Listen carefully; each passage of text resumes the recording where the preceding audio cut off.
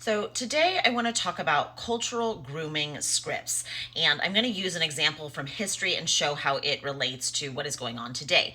So in ancient China, we all know that there was a practice of foot binding. It lasted about 1,000 years. Everyone now agrees that was a very brutal practice. We no longer practice it today. And during that time, there were a number of catchphrases and cultural idioms that were used to coerce public buy-in. One of those phrases was, if you love your daughter, you cannot love her feet. This was a dissociative tactic used to dissociate parents from their love of their child's full embodiment, of their daughter's full embodiment. So they were saying to love your daughter, you had to dissociate yourself from loving her feet. Now, today we have the phrase, do you want a trans child or a dead child?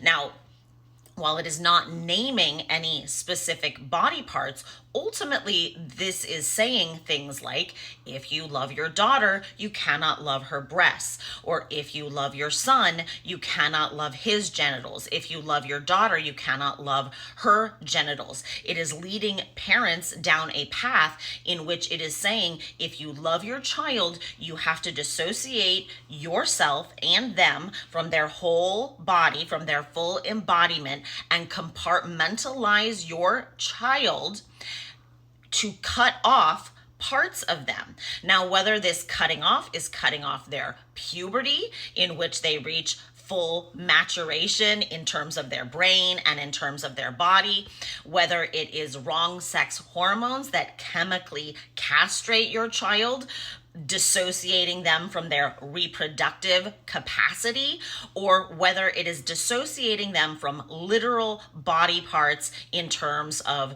girls' breasts and genitals and boys' genitals. All of these are dissociative and compartmentalizing. Cultural idioms like the one that we have seen in past used in China and the ones that we see today used in transgender ideology, these are thought-stopping mantras. They are specifically used to stop you from critically thinking about what is actually happening, and they are used to condone brutal practices against children.